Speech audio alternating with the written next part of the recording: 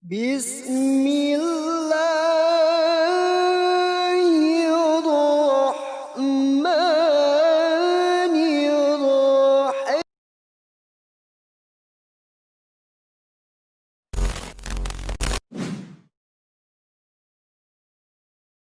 Allah berjanji, apa kata Allah?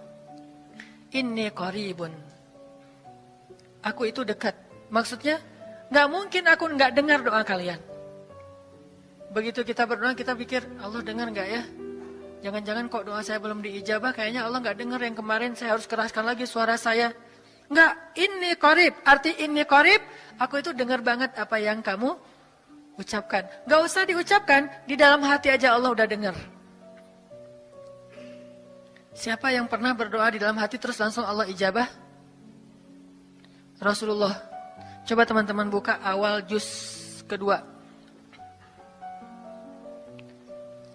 Ayat surat Al-Baqarah ayat 144. Itu gara-gara Nabi ada harapan di dalam hati tapi nggak berani ngomong gitu ke Allah. Cuma dipendam di dalam hati doang. Tapi langsung diijabah oleh Allah. Ayat surat Al-Baqarah ayat 144. Allah berfirman, "Qad nara taqalluba wajhika fis samaa, falanuwalliyannaka qiblatan tardaha, fawalli wajhaka shatral masjidil haram, wa haitsu ma kuntum fawallu wujuhakum shatrah." وَإِنَّ الَّذِينَ أُوتُوا الْكِتَابَ لَيَعْلَمُونَ أَنَّهُ الْحَقُّ مِنْ رَبِّهِمْ وَمَا اللَّهُ بِغَافِلٍ عَمَّا يَعْمَلُونَ. Jadi ceritanya, orang Yahudi suka menghina kaum muslimin gara-gara orang Islam kalau sholat waktu itu masih menghadap ke Al-Aqsa, Palestina. Jadi kata orang Yahudi itu, lihat orang Islam mah fake. Suka niru. Kita sholat menghadap Al-Aqsa, mereka sholat menghadap Al-Aqsa. Berarti agama mereka itu adalah agama yang meniru agama kita. Nggak original. Sering diperolok-olok. Setiap kaum muslimin sholat dihina sama mereka. Akhirnya Nabi ngerasa sedih. Wah, gimana ya caranya? Sehingga setiap sore Nabi berdiri di suatu bukit, kemudian lihat ke langit. Cuman gak ngomong, gini aja ke langit. Membatin, bayangin. Pernah gak teman-teman membatin ke Allah? Ini yang harus kita coba lakukan. Belajar membatin kepada Allah. Itu romantis banget. Jadi duduk sendiri. Allah, ngomong gitu dalam hati. Dan yakinlah ini qarib, Allah tuh dengerin. Jangan pikir saya kayak ngomong sendiri, kayak orang kurang waras. Enggak, Allah itu mendengar. Jadi kita batin aja sama Allah, ngomong dalam hati. Ya Allah, saya tuh lagi gini, ada masalah. Ngomong dalam hati kita. Please Allah, please gitu ya. Nah, itu kalau kita membatin, inni qaribun wa asirru qaulakum awijharu bih innahu alimun bidzatis sudur. Jadi Nabi nggak enak mau ngomong, ya Allah tolong dong pindahin kiblat dari Masjidil Aqsa ke Masjidil Haram. Soalnya daripada dikata-katain melulu sama orang Yahudi, mau ngomong kayak gitu tuh nggak enak sama Allah. Malu Rasul ke Allah. Masa kiblat aja minta dipindahin. Akhirnya Nabi cuma ngelihat ke langit aja tiap hari. Udah selesai, pulang. Besok lihat lagi ke langit. Turunlah ayat ini. Sesungguhnya kami telah melihat bagaimana kamu selalu menengadahkan wajahmu ke langit. Maka kami palingkan kiblat ke arah yang kamu sukai. Coba lihat. Turun wahyu untuk merespon doa Nabi yang bahkan belum diverbalkan. Belum diucapkan dengan kata-kata tapi Allah udah ngerespon. Ini kan keajaiban doa nih. Cuman kita seringnya ngerasa udah minta berkali-kali kok nggak dikasih-kasih. Kita belajar sekarang. Rasul nggak usah minta pakai verbal, cuman membatin doang dalam hati, Allah udah ngasih.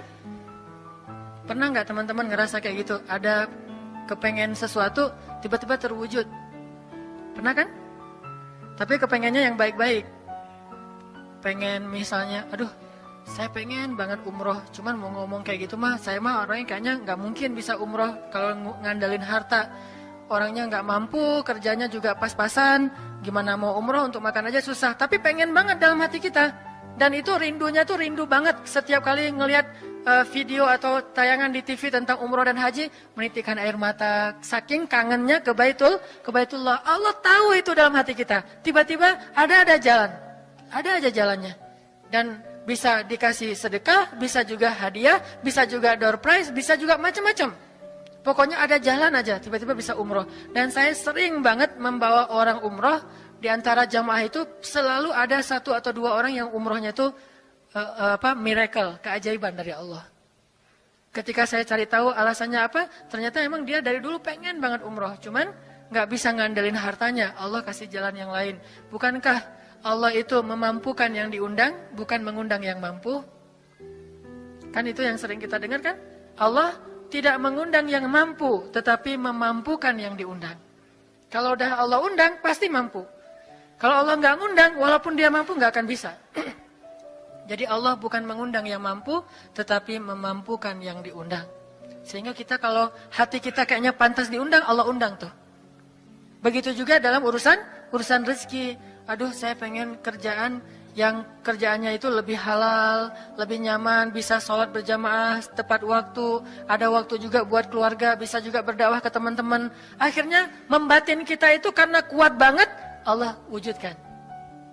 Ini artinya Allah qaribun, Allah maha dekat. Sehingga kalau kita pengen doa kita itu powerful, belajar dari as-siqah billah. Tips pertama adalah as-siqah billah. Percaya deh sama Allah. Percaya sama Allah. Jangan berdoa dengan ragu-ragu. Kayak kita datang kepada seseorang untuk minjem duit, tapi kita ragu. Dia nih kayaknya orangnya susah kalau dipinjemin. Kalau minta dipinjemin gitu. Ini saya lagi ada masalah dikit nih. Boleh minta bantu nggak? Apa? Gimana ya ngomongnya? Susah ngomongnya tuh ragu-ragu gitu kan ya. Akhirnya kita ngomongnya tuh nggak enak, nggak nyaman, membuat dia juga ngasih ke kita juga ragu-ragu. Akhirnya nggak nyaman tuh hubungan kita sama dia. Tapi kalau kita yakin banget sama dia orangnya baik, kalaupun dia nggak ngasih dengan cara yang kita minta, kita yakin bahwa dia tuh pasti akan nolong kita. Sehingga kita akan curhat masalah kita itu dengan tulus.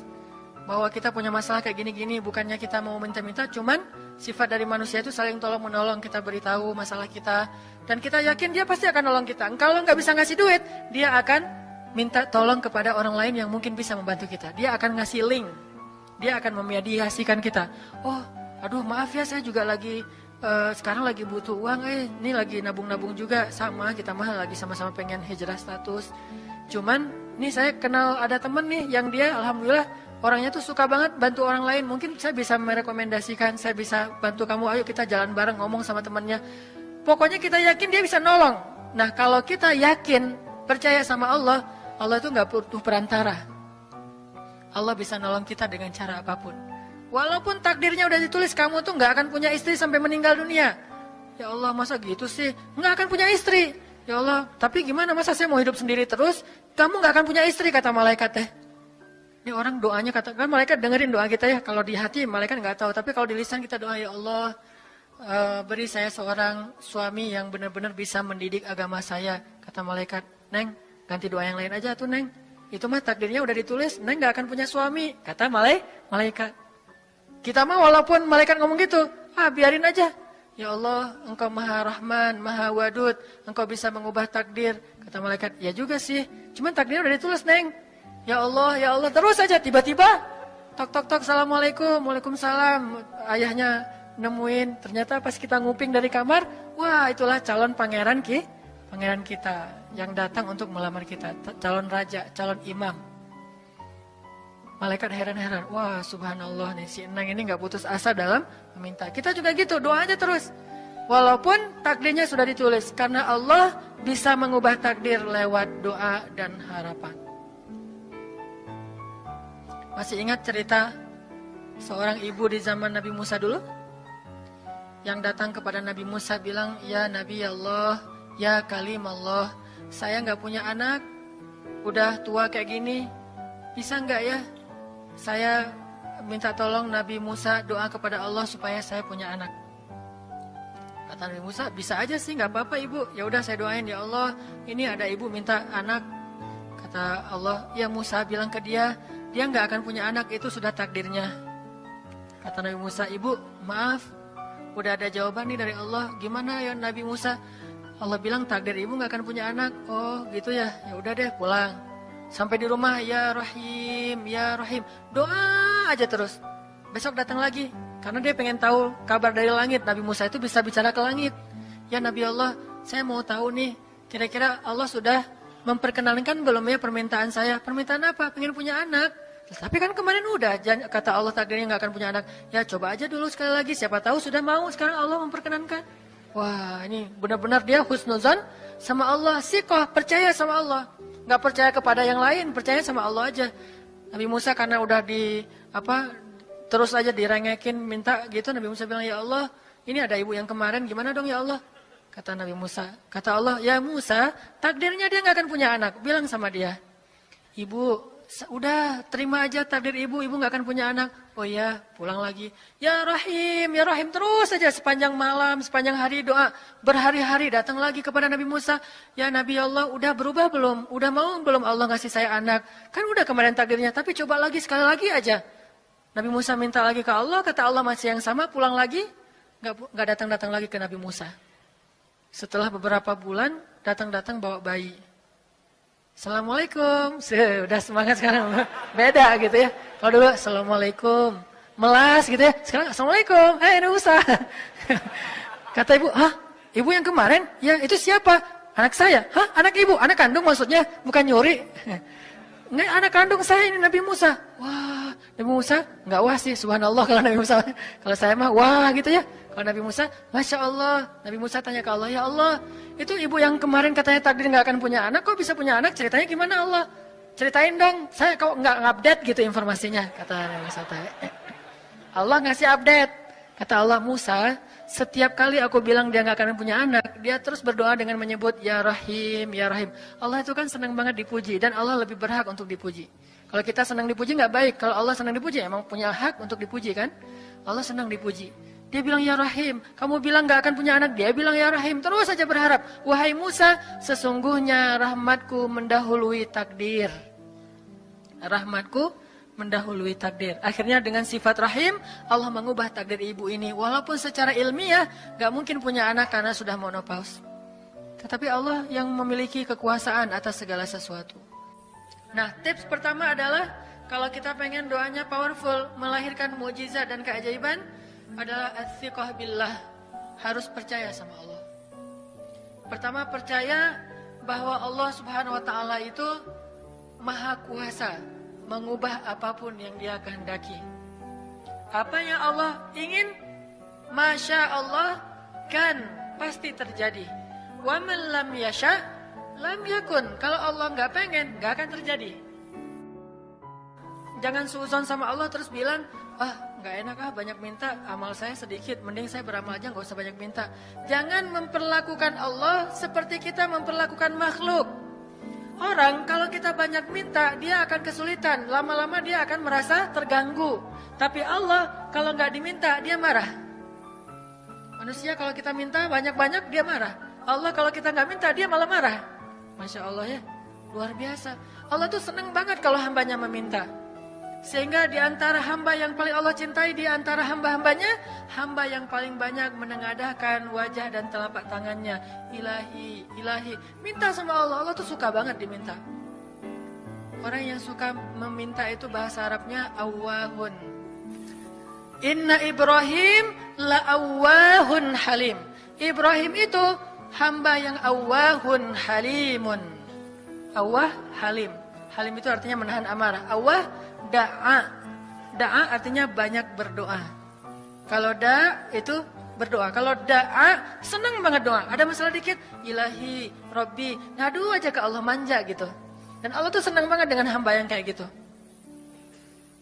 Sehingga sampai Nabi mengatakan, mintalah kepada Allah walaupun cuman garam. Garam aja minta ke Allah. Sepele banget masalah kita. Ya Allah, mudah-mudahan nanti nggak macet ya. Minta sama Allah. Kok macet ya Allah? Ya biar kita sabar. Udah tahu jam macet berangkatnya telat gitu ya. Jangan salahin Allah. Tapi minta bilang, biasakan kita tuh komunikasi sama Allah dengan manja. Ya Allah, mudah-mudahan saya bisa jawab ujiannya. Udah belajar sih ya Allah, cuma nggak tahu kan semuanya di tanganmu. Minta ke Allah, Bismillahirrahmanirrahim, makan ya Allah, ini rezeki darimu, makasih ya, makan. Kalau bahasa lainnya makasih, alhamdulillah, alhamdulillahilladzi at'amani hadza wa razaqanihi min ghairi haulin minni wala quwwah. Hafal tuh? Kalau nggak hafal, udah aja Bismillah lah. Alhamdulillah gitu. Bismillah ya Allah, Masya Allah ini rezeki darimu. Udah selesai makan, udah sendawa gitu. Alhamdulillah, Allah baik banget. Ngomong sama Allah, sering-sering komunikasi sama Allah. Dan Allah itu, wa huwa ma'akum aina ma kuntum. Dia bersama kalian dimanapun kalian berada. Bersama ya, bukan ada. Kalau ada itu beda. Allah di mana-mana itu beda. Tapi Allah bersama kalian itu artinya Allah melihat, Allah mendengar, Allah menyaksikan, Allah mencatat, Allah maha menilai bersama kita. Kalau ada, dia bertempat. Sehingga nanti kalau ada anak bilang, "Mah, Allah di mana?" Allah ada di mana-mana, Dek. Ntar dia malah karena cerdas, kalau gitu di WC juga ada, kan nggak boleh kan? Ini jawaban yang keliru, kurang filsafat. Allah itu bukan ada di mana-mana. Allah bersama kita dimanapun kita berada. Itu beda. Kalau bersama, ma'iyah, artinya Allah melihat, menyaksikan, mendengar, menghargai, dan terus memelihara dimanapun. Sehingga nggak usah khawatir bahwa ini mah nggak di masjid, nggak apa-apa. Selama bukan di tempat yang najis, seperti di kamar mandi atau di mana yang tempat-tempat yang nggak boleh, kita itu mah nggak. Tapi yang di tempat yang umum, di pasar, di jalan, lagi di kendaraan, di dalam masjid, di luar masjid, Allah, Ilahi, Rabbi. Kalau perlu lebih manja lagi, pakai irama dikit. Allah, gitu. Kayak orang manggil temennya gitu. Atau kita miss call Allah dulu. Ya Allah, udah nggak ngomong apa-apa. Itu miss call. Miss call Allah. Ngapain miss call? Caper, kangen sama Allah. Allah, gitu lagi. Itu zikir kan? Allah, Allah, Allah. Kata Allah, ada apa hambaku? Allah lagi. Terus saja Allah di miss call berkali-kali. Pas Allah buka, wah 100 miss call. Allah 100 kali zikir. Udah 100 kali miss call, Allah yang telepon balik. Ada apa hambaku? Wah, ditelepon sama Allah. Lewat kejadian-kejadian hidup. Tiba-tiba ada kejutan dari Allah. Langsung bilang sama Allah, thanks Allah. Kan romantis tuh sama Allah. Jangan cuma sama cewek doang bilang thanks, segala macam bahasa-bahasa yang keren. Sama Allah juga harus keren. Tapi setelah thanks, alhamdulillah, karena itu yang paling baik. Intinya harus percaya sama Allah. Allah tuh senang banget didoain. Kita berdoa kepadanya gitu. Allah tuh senang. Terus makna percaya sama Allah juga, kita percaya bahwa Allah itu nggak akan ngecewain orang yang berdoa. Ujibu da'watad da'i idza da'an. Aku pasti mengijabah doa hamba-hamba yang berdoa kepadaku. Enggak usah khawatir, pasti diijabah. Tapi kok masih belum aja Ustadz? Nah, kita harus belajar apa itu makna diijabah. Jangan-jangan Allah udah mengijabah, kita nggak ngerti. Kayak ada analogi tentang orang yang tenggelam, terus dia meninggal sambil menuduh Allah. Allah kok nggak nolong saya? Bukankah aku sudah mengirim pelampung? Jadi pelampung itu cara Allah menolong kita. Kita berharap ditolongnya tiba-tiba selamat aja di pantai. Nggak kayak gitu. Allah punya cara. Sehingga kita harus belajar memahami maksud Allah. Allah maksudnya apa? Di antara cara Allah mengijabah, kata para ulama, satu, Allah mengijabah persis seperti yang kita minta. Dua, Allah mengijabah yang lebih baik dari yang kita minta. Yang ketiga, Allah kalau nggak ngasih persis, ngasih yang lebih baik, dikasih di akhirat. Bahkan itu lebih keren daripada di dunia. Kok di akhirat sih? Ntar dulu. Akhirat itu jaraknya nggak jauh dengan kita. Cuma 60 tahun. 60 tahun tuh cepat banget loh. Sekarang rata-rata usianya berapa? Bahaya kalau nanya usia. Kalau saya udah setengah, udah 30-an tahun. Teman-teman pasti masih 17 ya. Angkat tangan yang 17. Nggak ada. Di bawah 20 tahun, di bawah 20 tahun. Yang di atas 40. Gue nggak berani ngangkat tangan, ada sih. Artinya waktu 60 tahun itu nggak lama, sebentar doang. Jadi analoginya gini. kita lagi kuliah, pengen nikah. Terus kita naksir sama seorang cewek cantik banget. Dan saking cantiknya sampai kita cuma bisa bermimpi. Wah, saking cantiknya kayaknya nggak mungkin banget buat kita. Tiba-tiba ayahnya bilang, "Dek, kamu senang sama anak saya?" "Yang mana, Pak?" Masih nanya yang mana? Takutnya yang tadi kebalik. Ini yang lagi kuliah yang namanya si Fulanah misalnya. Sebutlah namanya Nisa apa gitu ya. Terus dia bilang, "Boleh, Bapak setuju kamu nikah sama anak saya, tapi ditunda dulu sampai kamu lulus kuliah." Kita seneng gak tuh? Sampai lulus kuliah, gak apa-apa. Masa kita bilang, gak mau Pak kalau lulus kuliah, mending gak usah deh, saya mau yang sekarang. Pasti gak gitu kan? Karena kita tahu ini cantik banget, keren banget, soleha banget, idola banyak cowok-cowok di kampus, dikasih buat kita, syaratnya cuma satu, tunggu lulus kuliah 4 tahun lagi. Pasti kita akan sabar banget menanti itu. Gak mungkin kita bilang, "Pak, Bapak kalau nawar yang serius dong, 4 tahun mah lama tuh Pak."